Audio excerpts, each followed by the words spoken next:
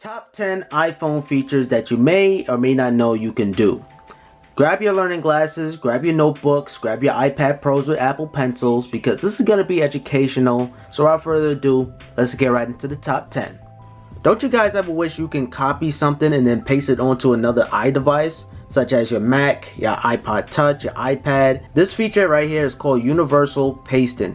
Universal pasting will allow you to tap and hold a word or sentence or whatever you have and paste it onto your other iDevices. Alright, so copy and boom, Command V, and you guys can see it loads up. Yeah, this is amazing, and this will come in very handy if you're doing like a a little school project or something. So you could do the same thing on your iPad too as well. So you could just tap on it and then paste, and all that dribble jabble stuff is that I put on my iPhone, that I copied from my iPhone, is now on my iPad just by tapping and pasting. So, alright guys, so the next feature, it's not really a feature at all. I just feel like everybody should know about it. If you turn around and look at the back of your iPhone, you notice there's a hole right here, right next to the camera, and right basically in between the flash and the camera. This hole is actually a camera. So try to avoid any debris, or try to avoid holding it from that angle. So maybe if you're recording something, try not to hold it like this because you're blocking the camera. But also you have a microphone down here. So now this microphone is for for your phone call. So if you're talking to someone on the phone or FaceTime, you have your microphone right there. This is just for the rear shooter. Spotlight is just a feature that nobody really cares about, but you should really care about. It's gonna save you a lot of time. It's gonna help you out tremendously. So Spotlight is basically the search, right? So if you drag down from the notification, you have a search, you tap on it, you can search for anything, literally anything. A calculation, so I could type in 1 + 1, right? It'll give you the calculations just like that. And also if you want to look up someone, alright, so Barack Obama, you have it right there. Quick Wikipedia searches, you have your news, everything going on, movies, Twitter, your mail, everything right here on the fly, and search it up. Now it even works for certain applications. So if you want to type in a street name, directions, Spotlight has you covered, man. You don't even have to go into a different app. You could be in the settings application and you can still access the Spotlight. Now here's a faster way to enable it. You swipe it down halfway and you enable the Spotlight search right there. So very handy feature. I want to type in Miami. Type in Miami, you have the forecast for Miami. Whoever live in the Florida area, stay safe. Whoever is affected with Hurricane Irma, stay strong, hold your head up. But right now, the storm didn't exactly hit Florida yet on the time of this recording, but stay safe, guys. And let's say you want to type in Call of Duty, right? And you want to download that Call of Duty app. You can exactly do that from the App Store. So you guys can see, you can tap View, and it's not even going to open up a new application. It's just going to open up like a window. You just tap on it. Now, I'm not paying $7 for it, but you can literally search for any apps without you going to the App Store.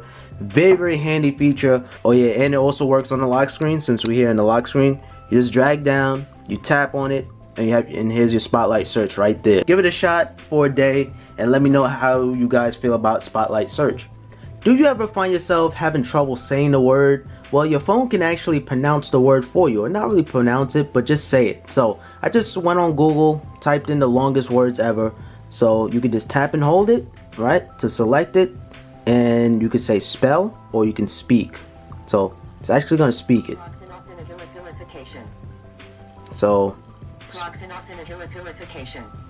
So yeah, whatever word that means, you have it. You can say it to spell it. Alright, shh.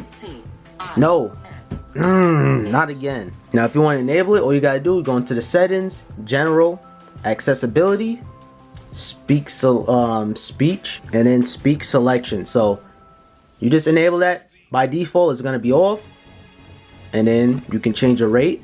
Just a little bonus, have the words highlighted, so as Siri's reading it, the words are going to be highlighted. I'm a prisoner to my addiction. I'm addicted to a life that's so empty and so cold. I'm a prisoner to my decisions. Shout out to The Weeknd and Lana Del Rey. That's the lyrics to Prisoner. So you're typing up a long paragraph, right? And suddenly you messed up. You want to go back, but you don't want to delete the whole line. Well, you can easily undo that action just by shaking your device. So give your device a nice little good shake and just tap on undo. And now the whole line is gone. and you can just type up again. Of course, it works on other iDevices too as well, such as the iPad and iPod Touch. Now, the next feature, this might be a simple feature to some people, but a lot of people probably don't even know this. Now, any iDevices, including the Apple Watch, you can actually start something and pick it up where you left off on another device. So let's say I'm on my Apple Watch, right? The calendar application. You could pick up where you left off right there on your iPhone. So if your phone is locked, you can wake up the screen, and right on the bottom, you can just slide up, enter in your passcode, and then now you're in the application, the calendar application. You're picking up where you left off from your Apple Watch to your iPhone, just like that on the fly. And of course, it works with the iPad. So you guys guessed it, you guys can see the bottom. So you guys can see, all you do, you slide up from the bottom, you enter in your passcode, and then now you're in the calendar application, just like that. So very handy feature. This works for not all the applications, but like, you know, apps like Safari or the Notes, and this will also work for the Mac too as well. So everything goes hand in hand. This is one of the main reasons why people go with Apple, because of their ecosystem, just like this. So this is called hands off. Alright guys, so pay close attention to this feature right here.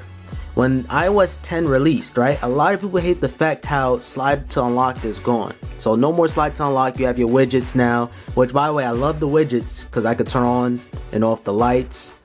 I can see my subscriber count, but that's besides the point. Slide to unlock is gone. A lot of people hate that.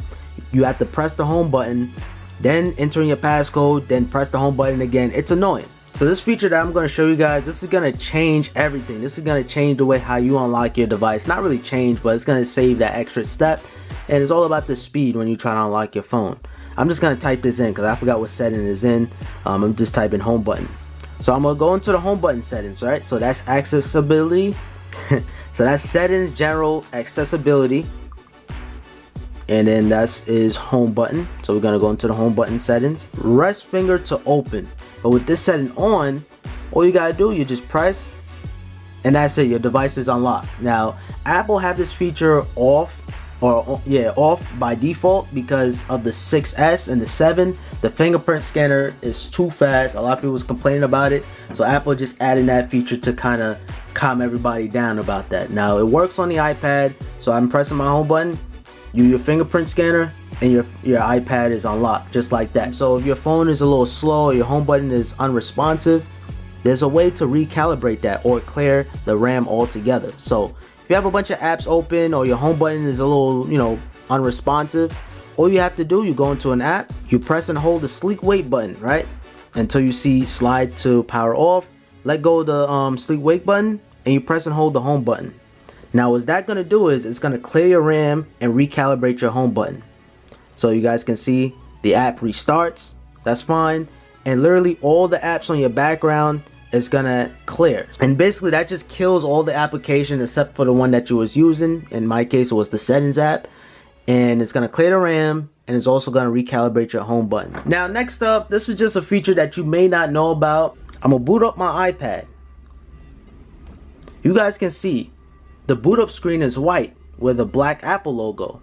That's just due because of the color option that I picked, right? So this is a white bezel, this is a rose gold. You guys can see everything is all black to match with the bezels. I like the all black design of the iPhone. And yeah, so basically it depends on what color you have. And yeah, I just feel like maybe not that many people know about this feature. So. Alright, y'all, so this next feature, it's going to require you to have Spotify, but hopefully Apple can add this into a future version of iOS. If you activate Siri, so right now I have music playing, just due to the fact of copyright, I don't want to play it too loud. If you activate Siri on your laptop, right, so if you have macOS Sierra, let me zoom that in. So that's the Siri, right? I push the button, I have music playing, and what it's going to do is it's going to pause the music. So whatever. Sorry, Sean, I can't do that. You're not listening to the iTunes app.